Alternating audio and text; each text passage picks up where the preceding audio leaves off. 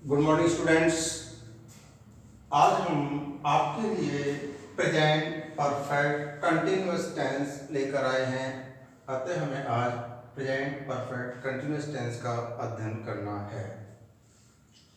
इसके लिए हमें सबसे पहले देखना यह है कि इसकी पहचान क्या है। पहचान में है समय प्लस रहा है, रही है, रहे हैं, रहा हूं, रही हूं। आप यहाँ थोड़ा सा अंदर ये देख रहे होंगे कि मैंने से रहा है, से रही है, से नहीं कहा बार बार, से, बल्कि उसके स्थान पर मैंने पहले ही समय को लिख दिया है। चाहे वो समय निश्चित हो, अनिश्चित हो, पॉइंट ऑफ टाइम हो, पीरियड ऑफ टाइम हो, कोई फर्क नहीं पड़ता, मगर हमने समय होना आवश्यक रूप से पहले ही लिख दिया है। एडवर्ब के रूप में हमने since, for plus present time. जो प्रेजेंट टाइम है तो वो सिंस फॉर के साथ आएगा। इसे हम पहचान कर लेते हैं कि हमारा प्रेजेंट परफेक्ट कंटिन्यूअस टेंस है। अब इसको बनाने के लिए हम बात करते हैं स्ट्रक्चर्स की, अर्थात वाक्य की संरचना क्या है। वाक्य की संरचना के लिए हम सिंपल सेंटेंस के लिए सबसे पहले लिखते हैं सब्जेक्ट को प्लस हैज या है, plus be plus V1 plus ing, अर्थात मुख्य क्रिया की फर्स्ट फॉर्म में ing, plus object plus since या फॉर प्लस प्रेजेंट टाइम। इसके बाद नेगेटिव सेंटेंस का जो स्ट्रक्चर है वो सब्जेक्ट प्लस हैज या हैव के तुरंत बाद नॉट का प्रयोग करते हैं, plus be plus V1 plus ing plus object plus since या for plus present time. Next interrogative sentence. Interrogative के लिए बात करते हैं WH word underline cross. Underline cross अर्थात WH वर्ड आए तो उसका प्रयोग करेंगे, अन्यथा नहीं करेंगे। फिर बात करते हैं WH वर्ड के बाद हेल्पिंग वर्ब में हैज है plus subject plus not. Not को भी अंडरलाइन क्रॉस अर्थात इंटरोगेटिव सेंटेंस नेगेटिव है तो हम उसके नॉट का प्रयोग करेंगे, अन्यथा नहीं। Plus be plus V1 plus ing plus object plus since या for plus present time plus question mark. इस तरीके से हमारा सिंपल, नेगेटिव और इंटरोगेटिव के स्ट्रक्चर्स को हमने सीख लिया। और इसके ठीक बाद हम इसको ये जाने कि हैज हैव का प्रयोग कैसे करते हैं या सिंस या फॉर का प्रयोग हम कैसे करते हैं, ये जानना बेहद जरूरी है। इसको हम दर्शाते हैं नोट में। तो नोट नंबर 1 में आपका है he, she, it, name and other singular subject के साथ has been plus B1 plus ing plus time का प्रयोग करते हैं। टाइम से मतलब है प्रेजेंट टाइम से। Number 2 I, we, you, they and other plural subject के साथ have plus be plus B1 plus ing plus time का प्रयोग करते हैं। इसके बाद जो बात करते हैं नंबर 3 पर है point of time. Point of time अर्थात निश्चित समय। ये कैसे जाने कि ये हमारा समय निश्चित है या अनिश्चित है। अधिकांशतः मैंने जो सुना समझा साथियों से तो कहते निश्चित समय तो निश्चित समय है, कोई सा भी हो सकता है, पर वो निश्चित समय नहीं है। मैं यहाँ आपको एक मार्क बताया है मैंने, जो ब्रैकेट में बंद करके डॉट लगा दी। इसका डॉट से बहुत बड़ा संकेत आपको ये मिलेगा कि वो समय जिस समय के खंडन नहीं किया जा सके, टुकड़े नहीं हो सके। जैसे मैंने कहा 1 बजे, 1 बजे का मतलब 1 बजे फिक्स टाइम होता है, पॉइंट ऑफ द टाइम। या मैंने कहा 2 बजे, 3 बजे, 4 बजे, सो इसी तरीके का कोई समय हो सकता है। अगर मैं इसको ये कहूं कि नहीं 1 दिन, तो 1 दिन समय ड्यूरेशन हुआ, जिसको हम नंबर 4 पर करते हैं period of time. Period of time Hindi में इसको कहते हैं अनिश्चित समय। और अनिश्चित समय को कैसे जाने, जो मैंने कहा period of time dot dot dot dot दर्शा दिया है। इसका अभिप्राय है कि कोई भी समय की अवधि, जैसे मैंने कहा 1 दिन या 15 मिनट या 15 घंटे, जो भी है उस समय की, यानी इस पॉइंट से शुरू होता है तो धीरे धीरे डॉट डॉट करके लास्ट समय तक चलता है। तो ये चीज दर्शाती है, इसके लिए हम फॉर का प्रयोग करते हैं। एक चीज साथ में और जान लेते हैं, जैसे मैंने कहा कि एक अच्छे से एग्जांपल के लिए कि अवधि को हम कैसे पहचानें। मैंने किसी कार्य को करना शुरू किया और मैं यहाँ से चला, सपोज मानिए कोई व्हीकल है और व्हीकल से मैं चलता हूँ और मैंने चलते चलते देखा लास्ट में जाकर के थोड़ी देर पर कि मेरी गाड़ी में हवा नहीं है, पंचर हो चुकी है। अब देखिए कहाँ पर, पता ही नहीं, टाइम नहीं देखा, एग्जैक्ट नहीं टाइम देखा, इसीलिए वो अवधि की बात करते हैं कि साहब यहाँ से लेकर यहाँ तक आए तो इतनी देर में गाड़ी पंचर हुई। तो ये सब क्या है, ड्यूरेशन को दर्शाता है।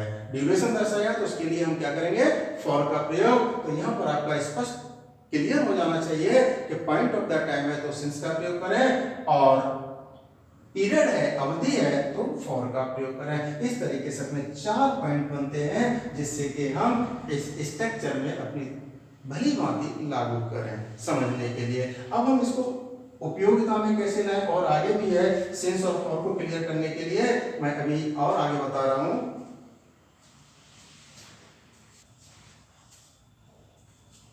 हाँ, तो सिंस फॉर के लिए एक और निश्चित है कि एक 2 लाइनें जो मैंने आपके लिए लिखी, जो बतलाई हैं, उसमें क्या है, तारीख, बजे हो या बार, सिंस लगा दो यार। कहने का मतलब है तारीख, तारीख का मतलब है जिसमें डेट भी है, मंथ भी है और ईयर भी होती है। वजह कोई भी हो सकता है, राउंड ऑफ द क्लॉक 24 घंटे का समय, यानी 1 बजे से लेकर 24 बजे तक राउंड ऑफ द क्लॉक। या वार, वार से अभिप्राय है संडे, मंडे, ट्यूसडे, जो वीकली 7 डेज हैं उनमें कोई सा भी डे का नेम हो सकता है। अगर ये तारीख, बजे और वार आता है तो आंख बंद करके हमें सिंस का प्रयोग कर देना चाहिए। सिंस लगा दो यार। इन 2 लाइनों के अलावा भी कुछ ऐसे शब्द छूट जाते हैं जहां हमें सिंस लगानी होती है। वो शब्द क्या है, जैसे नेम ऑफ डेज, किसी भी दिन का नाम, संडे, मंडे, ट्यूसडे, ठीक है। ठीक, वह डेट, डेट मंथ की कोई सी भी हो सकती है, वहां सिंस लगाना होगा। टाइम, टाइम किसी भी रूप में हो सकता है, ये एएम हो सकता है, पीएम में दे सकते हैं, मॉर्निंग बोल सकते हैं, इवनिंग में कह सकते हैं, या ओ क्लॉक, किसी भी तरीके का समय हो तो हम सिंस का प्रयोग करेंगे। फिर बर्थ, किसी का जन्म फिक्स होता है, उस जन्म से बिगिनिंग, किसी भी कार्य की शुरुआत हो, बिगिनिंग, स्टार्टिंग, बिगिनिंग का ही सिनोनिम है। यस्टरडे, बीता हुआ समय, वो भी एक फिक्स समय है जहां कार्य कर रहे होते हैं, तो वो भी सिंस का द्योतक है।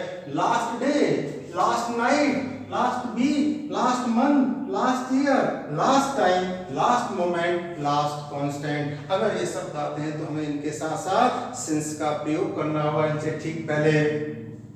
अब बात करते हैं एक्सरसाइज।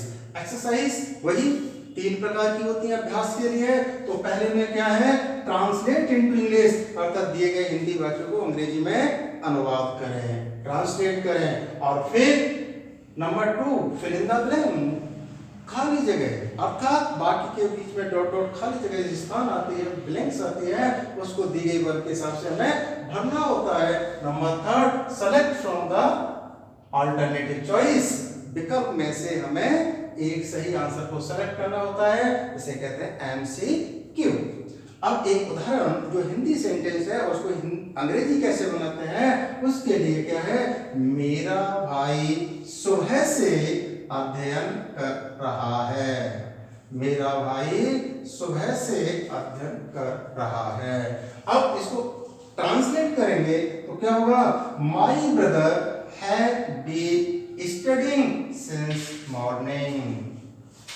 अब इस वाक्य को नेगेटिव में चेंज करें, नकारात्मक भाव में प्रयोग करें तो नॉट का प्रयोग, माई ब्रदर हैज नॉट, अर्थात हेल्पिंग वर्ब के बाद नॉट का प्रयोग किया, बीन स्टडीइंग सिंस मॉर्निंग। अब इसी को इंटरोगेटिव में कन्वर्ट किया तो हेल्पिंग वर्ब के साथ, जैसा मैंने आपको इंटरोगेटिव के लिए 4 अलग अलग तरीके के वाक्यों के लिए कहा है कि एक हेल्पिंग वर्ब के साथ, दूसरा WH वर्ड के साथ, और दोनों में ही एक में नॉट का प्रयोग और दूसरे में नॉट का प्रयोग नहीं करते।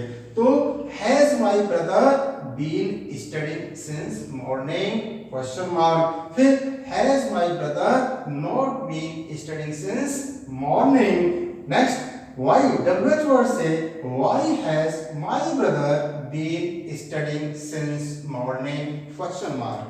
अब बात करते हैं लास्ट में why has my brother not been studying since morning। इस तरीके से हमने अपने हिंदी एक वाक्य दिए गए वाक्य को ट्रांसलेट किया इंग्लिश में।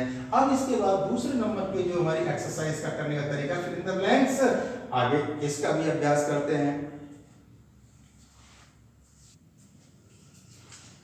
नंबर टू की जो एक्सरसाइज है वो है fill in the blanks with the correct form of the verb given in bracket. अर्थात एक सेंटेंस होता है उसमें ब्लैंक्स दी जाती है डॉट डॉट करके और एक वर्ब ब्रैकेट में लिखी जाती है और वो वर्ब में सही रूप से उसे भरना होता है अकॉर्डिंग टू टेंस। तो एग्जांपल में क्या है, the cattle dot dot dot in the field since morning. Bracket में वर्ब दी गई है ग्रेज को जब हम according to present perfect continuous tense की जो बात कर रहे थे उसके अनुसार करेंगे तो क्या होगा, हैव बीन। क्या होगा, have been grazing, have been grazing. Underline कर दिया जिससे बिल्कुल साफ नजर आए कि हमारा उत्तर ये है। नेक्स्ट आपका सेकंड एग्जांपल है he dot dot dot a novel for a month, bracket में वर्ब दिया राइट। इसके आंसर के लिए क्या है, ही सिंगुलर सब्जेक्ट है तो ये क्या हो जाएगा, हैज बीन राइटिंग।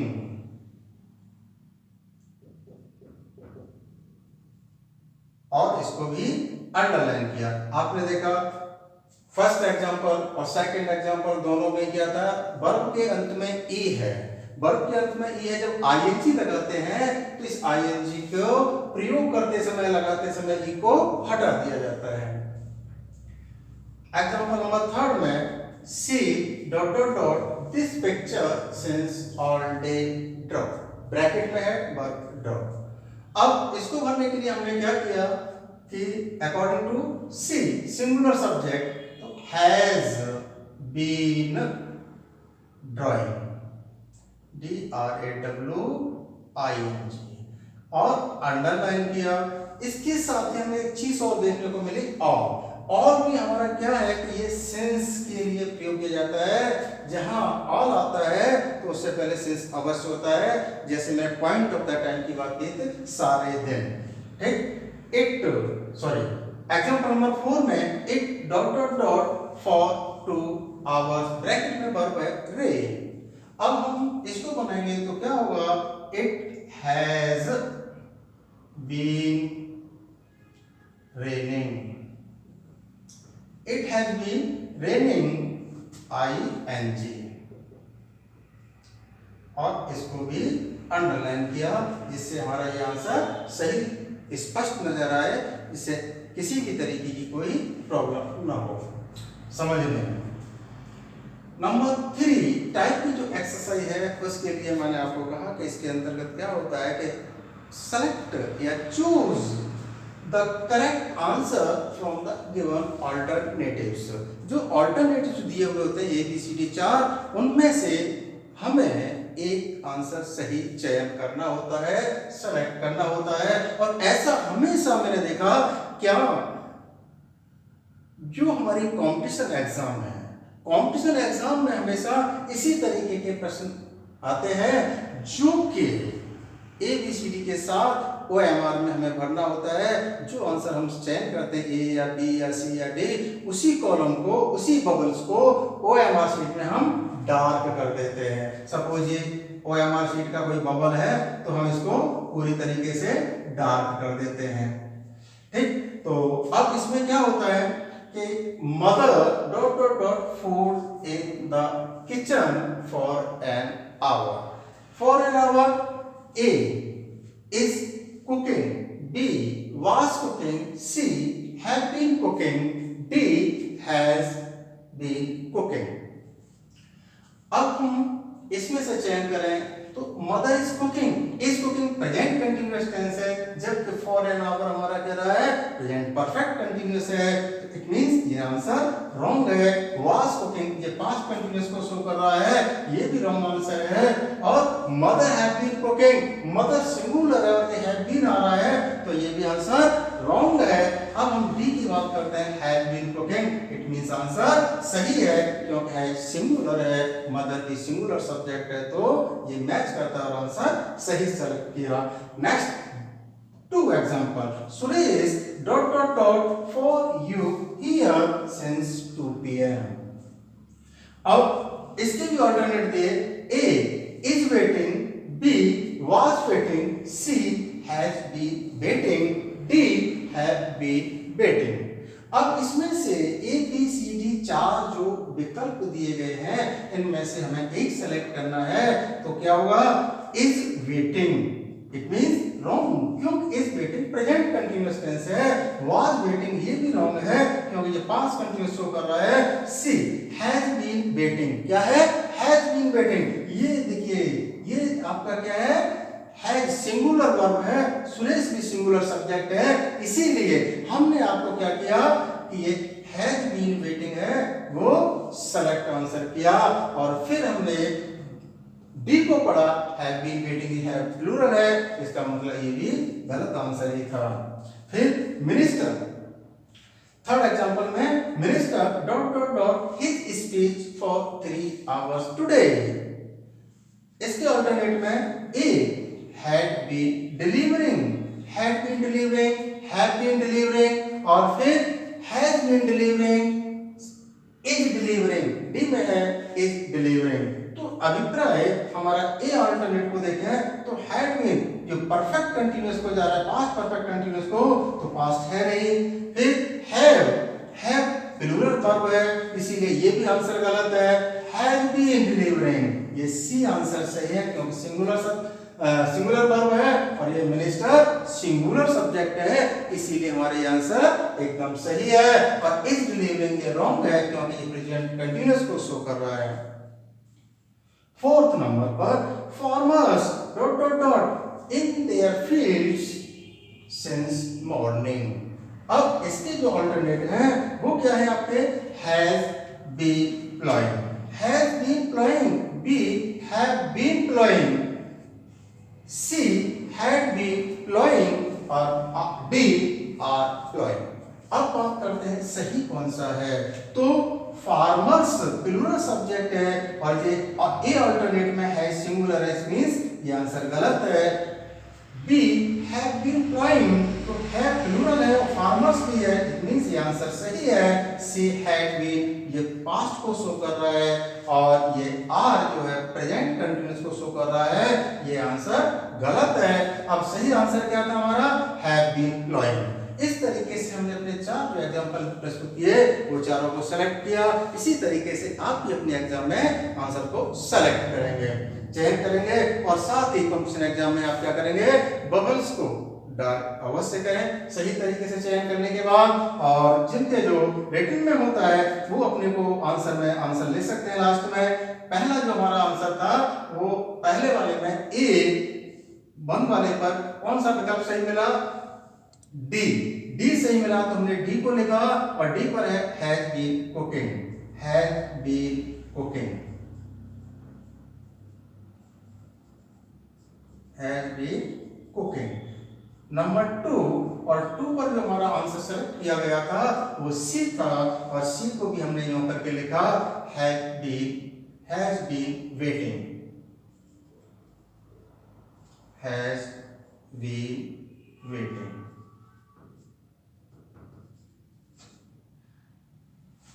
थर्ड पर है आपका सी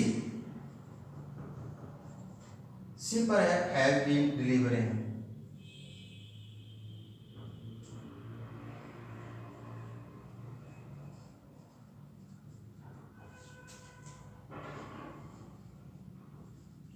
नंबर 4 पर है आपका answer B have been ploughing.